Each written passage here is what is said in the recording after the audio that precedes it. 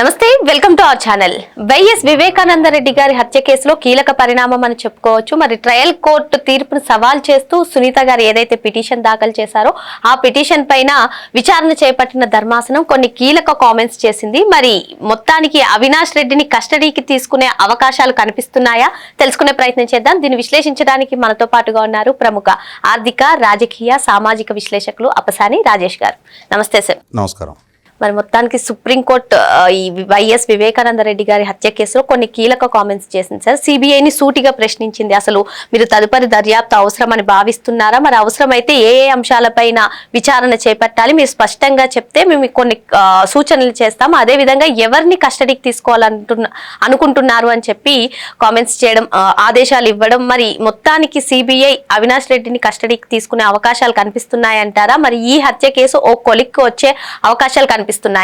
ఇప్పుడు వాస్తవంగా తెలంగాణ హైకోర్టు గతంలో వివేకానంద రెడ్డి గారి హత్య కేసులో అవినాష్ రెడ్డికి ఇచ్చిన బెయిల్ అంశాన్ని గౌరవ సుప్రీంకోర్టు చాలా సీరియస్గా పరిగణలోకి తీసుకొని ఎలా బెయిల్ ఇస్తారు, ఆ ఇచ్చిన తీర్పు, ఆ ఇచ్చిన విధానాన్ని కూడా ప్రశ్నిస్తూ అట్రాషియస్ అనే ఒక కామెంట్ చేశారు, పదం వాడారు. అంటే న్యాయస్థానం తన దిగువనున్న ఉన్నత న్యాయస్థానం హైకోర్టు, సర్వోన్నత న్యాయస్థానం, ఉన్నత న్యాయస్థానపు ధర్మాసనాన్ని ఉద్దేశించి ఆ విధానం వ్యాఖ్య చేయటం 100% ఉన్నత న్యాయస్థానపు ధర్మాసనం 1-2 సార్లు ఆలోచించుకోవాల్సిన ఇష్యూ అది. అంటే అతనికున్న రాజకీయపు పదవి, హోదా, అతనికున్న పరపతి, వీటికి ప్రాధాన్యత ఇచ్చి ఒక హత్య కేసు అక్యూజ్డ్గా పరిగణించకుండా అతనికి ఏదో అడిషనల్ ప్రివిలేజ్ కల్పిస్తూ ఆ బెయిల్ ఇచ్చినట్టుగా ఆ ఉత్తర్వులు ఉన్నాయి. ఇదే అంశాన్ని డాక్టర్ సునీత గారు సుప్రీంకోర్టులో సవాల్ చేసిన నేపథ్యంలో మరి ఆ రోజున సుప్రీంకోర్టు ఈ ఇచ్చిన బెయిల్నే ఆక్షేపణ వ్యక్తం చేశారు. కానీ గౌరవ సుప్రీంకోర్టు ధర్మాసనం హైకోర్టు తీర్పుని ఆక్షేపించి కూడా ఆల్మోస్ట్ 2 సంవత్సరాలు అయిపోయింది. ఇప్పటికీ దాని మీద తదుపరి చర్యలు లేవు, ఉత్తర్వులు లేవు.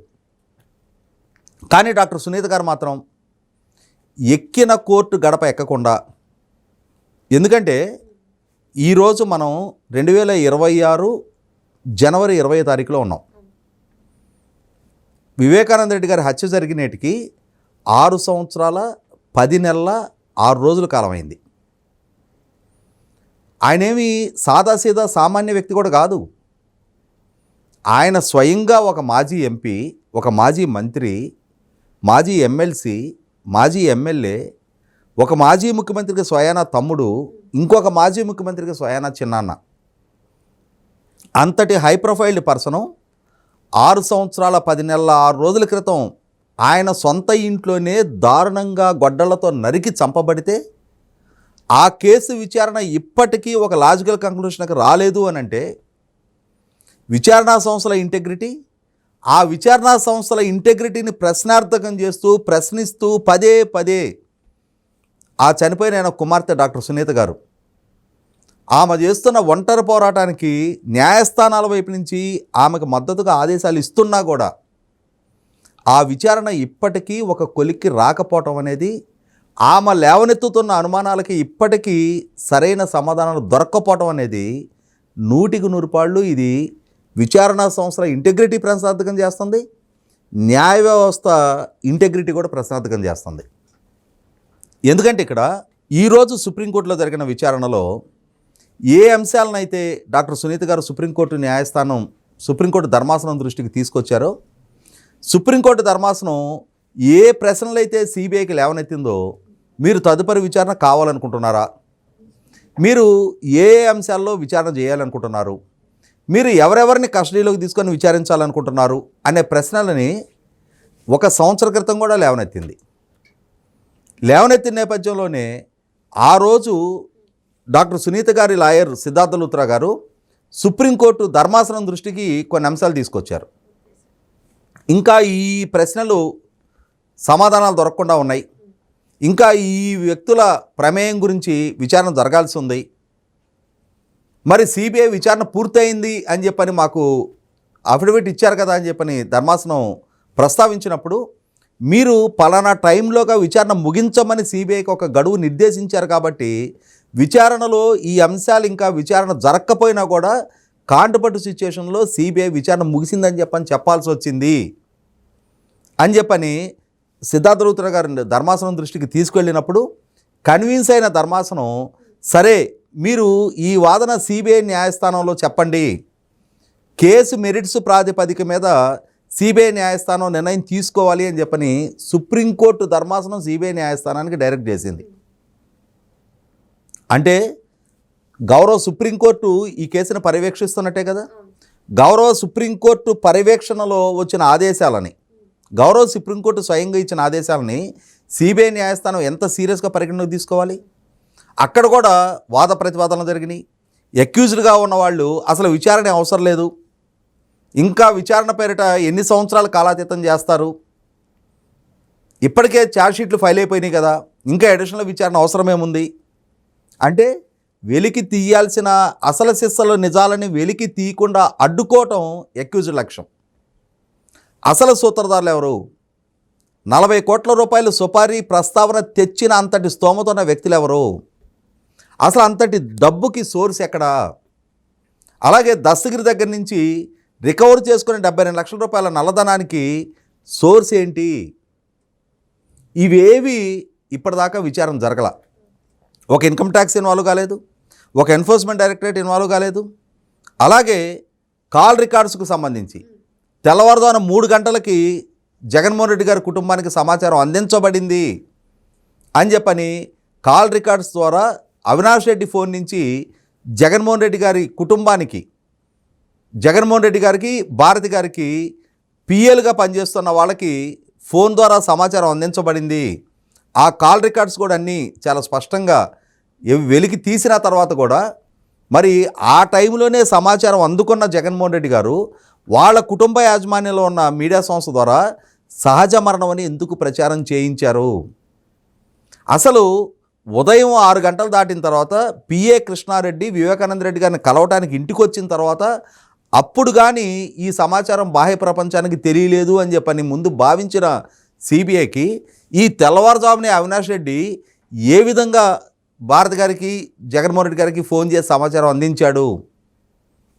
ఇక్కడ రీసెంట్గా ఆ రోజు మీడియాకి వివేకానంద రెడ్డి గారిది సహజ మరణం అని చెప్పిన విజయసాయిరెడ్డి గారు మీడియాతో మాట్లాడుతూ ఆ సమాచారం నాకు ఇచ్చింది అవినాష్ రెడ్డి అని చెప్పడం జరిగింది. అంటే ఇక్కడ అవినాష్ రెడ్డి ప్రమేయం చాలా స్పష్టంగా నిర్ధారణ అవుతూ ఉంది. అదే సందర్భంలో తన చిన్నాన్న హత్య గావించబడ్డారు అనేది తెల్లవారుజామునే సమాచారం అందినా కూడా జగన్మోహన్ రెడ్డి గారు ఎందుకని తన సొంత మీడియా సంస్థల్లో సహజ మరణంగా ప్రచారం చేయించారు? అదే సందర్భంలో తన సొంత చిన్నాన్న హత్య గావించబడ్డారు అని చెప్పిన సమాచారం వచ్చినా కూడా ఆయన చాలా క్యాజువల్గా ఎందుకని తన పార్టీ మేనిఫెస్టో రూపకల్పనలో ఉమ్మారెడ్డి వెంకటేశ్వర గారితో, అజయ్ కల్లం గారితో చర్చల్లో మునిగి తేలారు? వీటికి వేటికి ఇంతవరకు సమాధానం దొరకలా. వీటికి వేటికి ఇంతవరకు సిబిఐ సమాధానాలు రాబట్టలా. అంటే ఇప్పటికీ ఈ కేసులో జగన్మోహన్ రెడ్డి గారిని, భారతి గారిని, ఉమ్మారెడ్డి గారిని, విజయసాయిరెడ్డి గారిని, అజయ్ కల్లం గారు వంటి వాళ్ళని అసలు సిస్సలు రూపంలో, అసలు సిస్సలు ఈ నేరం రూపంలో, ఈ నేరం నుంచి సమాధానం రాబట్టే రూపంలో పూర్తిస్థాయి విచారణ జరగలేదని నిర్ధారణ అవుతూ ఉంది. అలాగే కోట్ల రూపాయల డబ్బు చేతులు మారిన అంశంలో ఆ కోట్ల రూపాయలకి మూలం ఏంటి అన్న అంశంలో కూడా ఇప్పటిదాకా విచారణ జరగల. మరి వీటన్నిటి గురించి పదే పదే డాక్టర్ సునీత గారు న్యాయస్థానాన్ని అప్రోచ్ అవుతూ ఉన్నారు.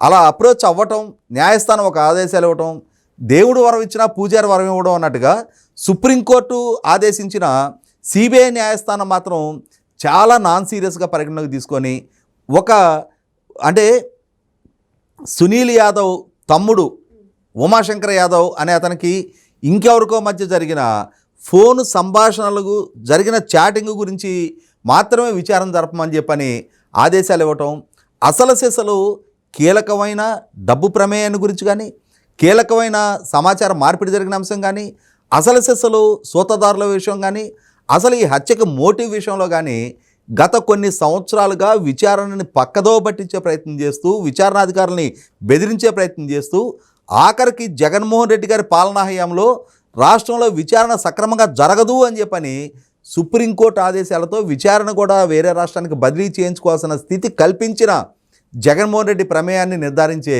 దిశగానే ఇప్పటిదాకా విచారణ జరగటంలా.